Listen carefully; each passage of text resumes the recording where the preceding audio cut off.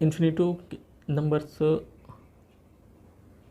समांतर रेखाएं खींची जा सकती हैं किसमें, एक्स अक्ष के साथ अनंत समांतर रेखाएं खींची जा सकती हैं। तो ये क्या हो गया, जब अनंत समांतर रेखाएं खींची जा सकती हैं, ये क्या हो जाएगा, अपरिमित समुच्चय हो जाएगा, अपरिमित समुच्चय हो जाएगा। ठीक, यहाँ तक आपको क्लियर हो गया।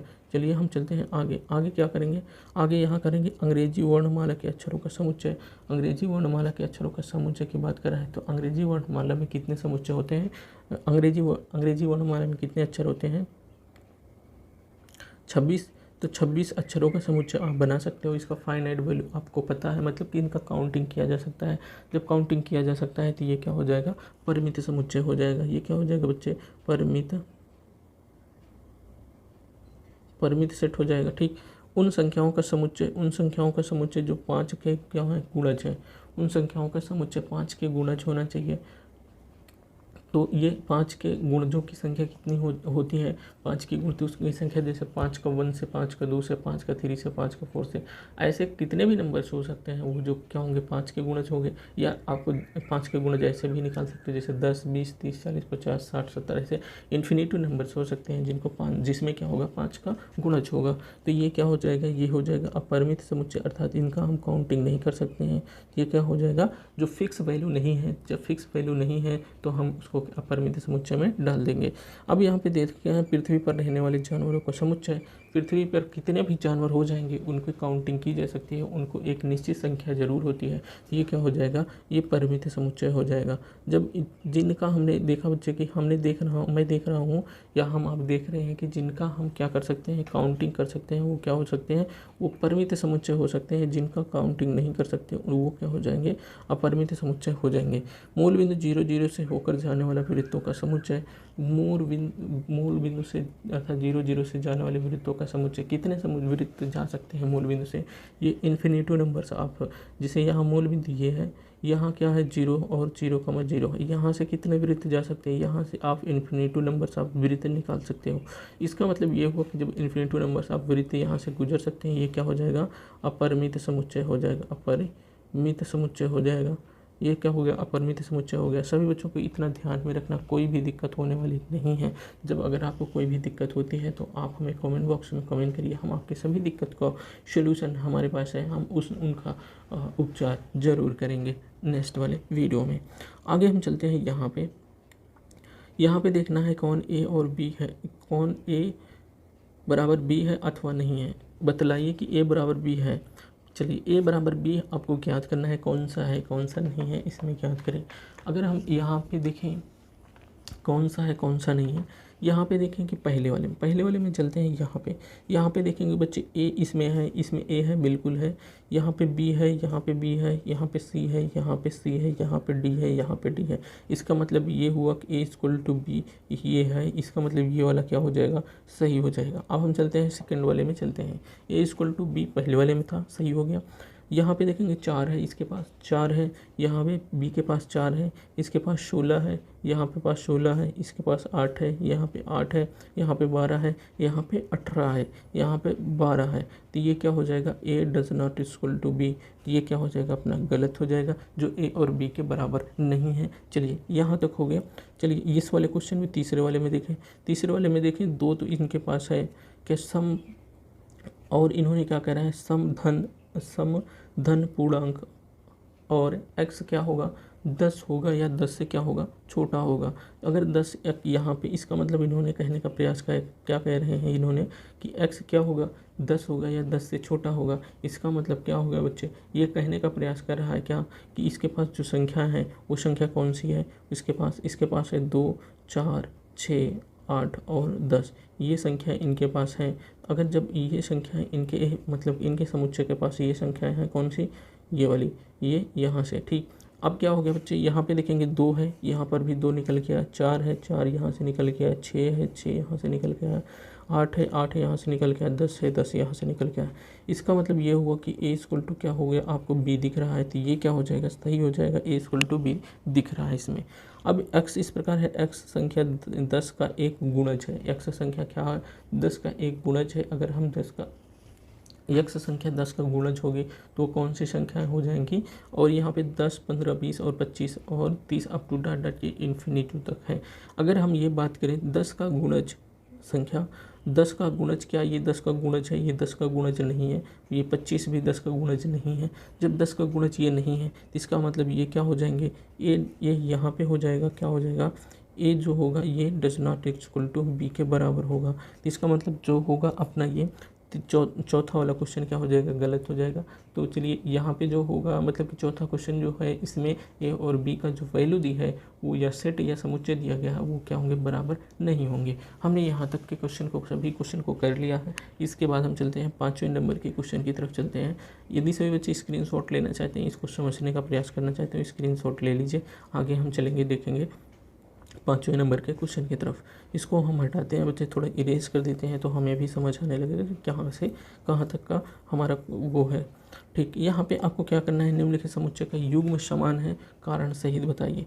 युग्म बच्चे समान है, इसको कारण सहित बताने की बात कर रहा है तो हम यहाँ पे कारण भी बताएंगे क्यों युग्म समान है क्यों नहीं है। चलिए हम चलते हैं, इसको हम अलग से लेते हैं। चलिए इसमें हमको दिखाना है युग्म समान है, कारण सहित हमको बताना है। कारण सहित हम कैसे बताएंगे बच्चे, यहाँ पे देखेंगे कि ए वाला पहले वाला क्वेश्चन को हम उठाते हैं। कह रहा है ए बराबर कितना दिया गया है कि 2 और 3 दिया गया है। यहाँ पे अपना ए बराबर इतना दिया है, बी बराबर यहाँ से हम उठाएंगे।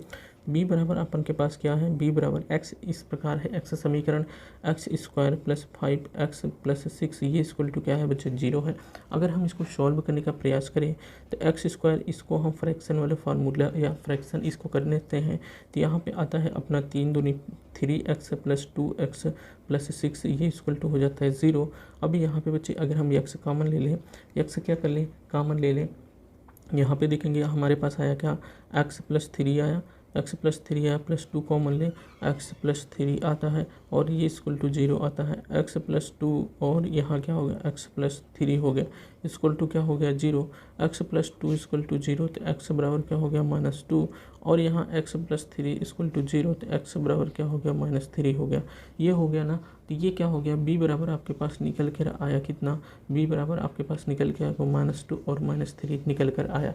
क्या आपको दिख रहा है a बराबर दिखा है कि 2 और 3 और b बराबर -2 और -3। a बराबर a does not equal to b है तो ये a does not equal to b है तो ये क्या हो गया, इसका मान हो गया। आई होप कि यहाँ तक सभी बच्चों को क्लियर हुआ होगा कि a जो है b के बराबर नहीं दिख रहा है, क्योंकि यहाँ पे b के स्थान पे माइनस दिख रहा है, इसमें पॉजिटिव दिख रहा है तो ये क्या हो गया, a b के बराबर नहीं है। यहाँ तक सभी बच्चों को कोई भी डाउट होना नहीं चाहिए। चलिए हम आगे चलते हैं। आगे क्या करेंगे, आगे हमारा है जो दूसरा वाला क्वेश्चन है अपन के पास जो दिखाना था। देखो यहाँ पे सही, देखो कारण सहित बताना था। हमने कारण को यहाँ पे कारण हमने लिख दिया, कारण यहाँ तक लिखा और पूरा सॉल्व कर दिया तो ये आपका कारण हो गया। और जो आया बी का मान, ये क्या हो गया, बी का मान इतना आया तो ये क्या हो गया, बराबर नहीं था। जब बराबर नहीं है, जो भी हमारा जो कारण था हमने यहाँ पे दिखाया हुआ है। ठीक, इतना क्लियर हो गया। आज के बाद हम चलते हैं नेक्स्ट वाले में चलेंगे तो यहाँ पे ये दूसरे वाले क्वेश्चन को देखेंगे। फॉलो को एक अक्षर है, जो फ्लो एक अक्षर है, ओल्फ एक अक्षर है। इसको अगर हम देखें, इसका हम सेट या समुच्चय बनाने का प्रयास करें। अगर हम इसका सेट या समुच्चय बनाएंगे तो इसका जो सेट निकल कर आएगा, इसका निकल के आएगा FOL ओ तो नहीं, ओ एक बार हो गया, दूसरी बार नहीं होगा। अब यहाँ पे हो जाएगा दूसरा, क्या हो जाएगा, और क्या हो जाएगा, W हो जाएगा। ठीक, और यहाँ पे भी देखेंगे कि हमारा निकल के आ रहा है WOL और F। ये क्या निकल के आ रहा है, अपना निकल के आ रहा है।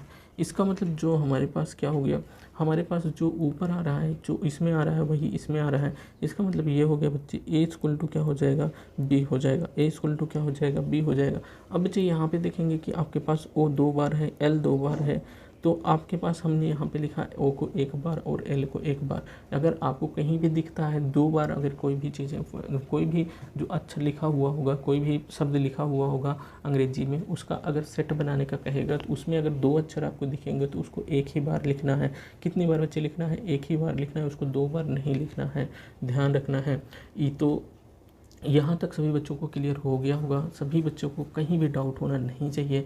तो हमने यहाँ पे देखा कि ए और बी क्या हो गए, बराबर हो गए। बराबर क्यों हो गया, हमने ऊपर वाले का जो सेट बनाया, ऊपर वाले को सेट बनाया उसको, और नीचे वाले का जो सेट बना हुआ है उसको, वो दोनों क्या हो गए, बराबर हो गए। उसके बाद हम चलते हैं अपने इस सेशन के लास्ट वाले क्वेश्चन की तरफ, 6वें नंबर का क्वेश्चन।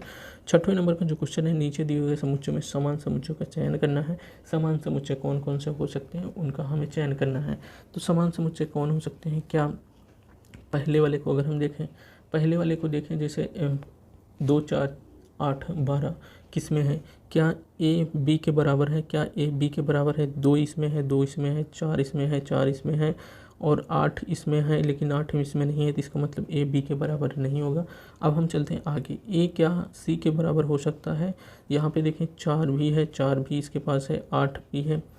अच्छा, इसके पास है क्या चीज़ें नहीं, अगर हम देखें तो इसके पास 14 है, इसमें 14 नहीं है, तो इसका मतलब ए सी के बराबर नहीं होगा। उसके बाद आगे देखें, आगे हम क्या देखते हैं, आगे हम देखते हैं किसके साथ, इसके साथ हम कंपेयर करते हैं। यहाँ पे देखेंगे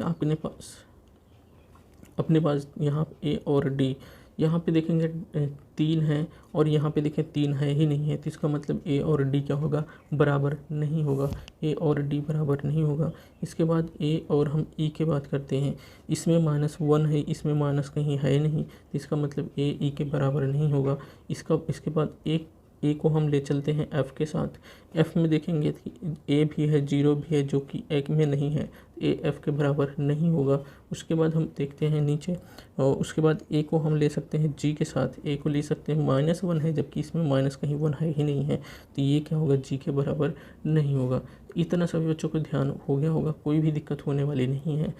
एच वाले में देखेंगे तो इसके पास 0 भी है, 1 भी है, इसके पास 0 नहीं है, ए क्या होगा, does not equal to H के बराबर होगा। इतना समझ में आया, किसी भी बच्चे को इतना दिक्कत नहीं होनी चाहिए। अब हम चलते हैं अगले वाले क्वेश्चन में। अगले वाले क्वेश्चन में देखें, अगर हम यहाँ से, एक तो ये हो गया अपना, यहाँ पे देखें बी, क्या बी ए के बराबर है, क्या बी ए के बराबर है, क्या बी ए के बराबर है, हमने देखा बी ए के बराबर नहीं है, तो इसको हम हटा देंगे।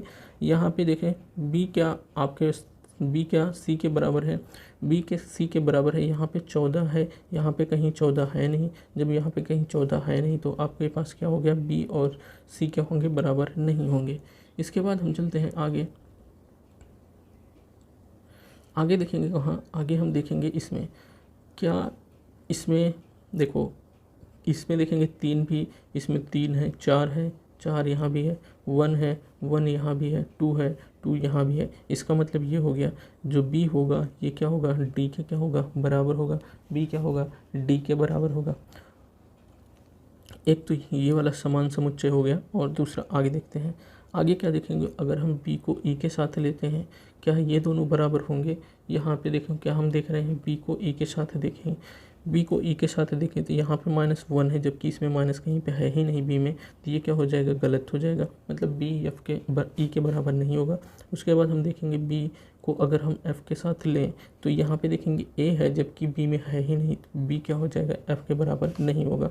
उसके बाद हम बी वाला क्या कर सकते हैं, जी के साथ देखेंगे तो यहाँ पे -1 दिख रहा है, बी में कहीं भी -1 नहीं दिख रहा है, तो इसका मतलब जो है जी भी क्या होगा, बराबर नहीं होगा।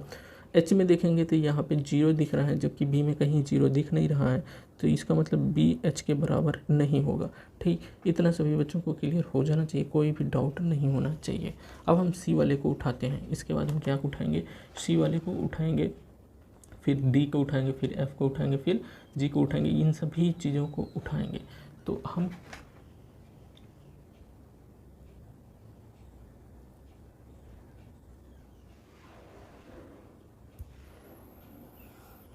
यहाँ पे सी को उठाते हैं। सी को अगर हम ले, सी क्या ए के बराबर होगा, सी क्या ए के बराबर होगा, यहाँ 14 था, यहाँ 14 है नहीं, तो सी ए के बराबर नहीं होगा। सी क्या बी के बराबर होगा, सी क्या बी के बराबर होगा, सी बी के बराबर नहीं होगा, क्योंकि इसमें 14 है, इसमें कहीं 14 नहीं है। सी क्या डी के बराबर होगा, यहाँ पे 14 है, इसमें 14 है नहीं, तो सी डी के बराबर भी नहीं होगा।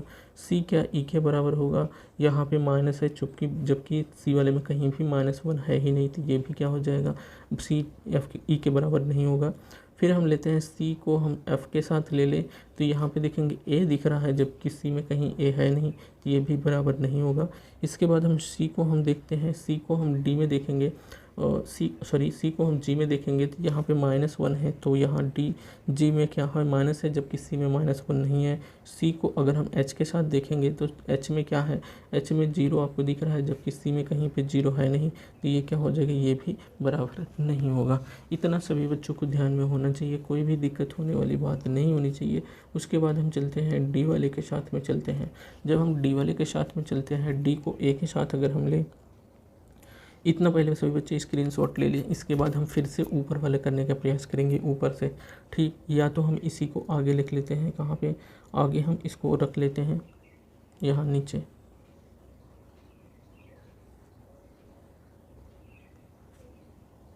यहाँ अब हम क्या करते हैं, डी वाले को देखें। डी वाले को अगर हम देखेंगे बच्चे तो डी वाले में क्या देखें, यहाँ पे डी को अगर हम ले किसके साथ, ए के साथ ले, तो यहाँ पे देखेंगे बच्चे अपन के पास यहाँ पे 1 है जबकि इसमें 1 कहीं है नहीं, तो डी ए के बराबर नहीं होगा। और डी को फिर हम लेते हैं बी के साथ। बी के साथ अगर लेंगे तो 1 2 3 और 4, तो 1 2 3 और 4 सब क्या है, बराबर है, तो इसका मतलब डी क्या हो जाएगा, बी के बराबर हो जाएगा।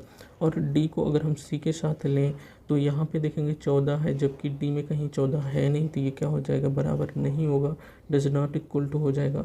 उसके बाद अगर हम देखें इसमें डी को हम ई के साथ लें तो डी ई क्या हो जाएगा, बराबर नहीं होगा, क्योंकि ई में क्या है, -1 है। और हम डी को अगर हम एफ़ के साथ लें तो ये क्या हो जाएगा, एफ़ में 1 है, तो ये भी क्या होगा, बराबर नहीं होगा। अगर हम डी को जी के साथ लें तो यहाँ पे -1 है जबकि डी में -1 है नहीं, तो ये भी बराबर नहीं होगा। डी को हम एच के साथ लें तो यहाँ पे 0 होगा जबकि यहाँ पे डी में क्या होगा, 0 नहीं होगा, तो ये भी हो गया। इतना क्लियर। चलिए यहाँ पे कोई भी डाउट होना नहीं चाहिए, यहाँ भी कोई डाउट नहीं होना चाहिए। तो इतना समझ में आया सब, जब इतना समझ में आया तो इसके बाद हम चलते हैं आगे। आगे क्या करेंगे, आगे हम देखते हैं ई वाला। ई क्या ए के बराबर होगा, बिल्कुल नहीं होगा, क्योंकि यहाँ पे -1 है और उसमें कहीं -1 नहीं है, ये भी नहीं होगा। ई क्या बी के बराबर होगा, ई बी के बराबर नहीं होगा। ई क्या होगा, ई सी के बराबर होगा, ई सी के बराबर नहीं होगा। क्यों नहीं होगा, क्योंकि यहाँ पे माइनस लगा हुआ और किसी में माइनस है नहीं, यहाँ माइनस है, देखो इसमें कहीं भी माइनस नहीं, इसमें भी माइनस नहीं, इसमें भी माइनस नहीं, इसमें भी माइनस नहीं। हम इस वाले को भी हम लास्ट में देखेंगे। अब हम देखेंगे ई को अगर हम किसके साथ लें, डी के साथ लें तो ये भी बराबर नहीं होगा। ई को हम एफ़ के साथ लें तो ये भी बराबर नहीं होगा। ई को अगर हम जी के साथ लें तो ये क्या हो जाएगा, बराबर हो जाएगा, क्योंकि यहाँ 1 है, यहाँ भी 1 है, यहाँ जी -1 है, यहाँ पे 1 है। ई क्या हो जाएगा, जी के बराबर हो जाएगा, ये इतना हो जाएगा। अगर हम ई को अगर हम ले सकते हैं एच के साथ तो ये भी बराबर नहीं होगा, ठीक। अब हम एफ़ को लेते हैं ए के साथ तो ये क्या होगा, बराबर नहीं होगा।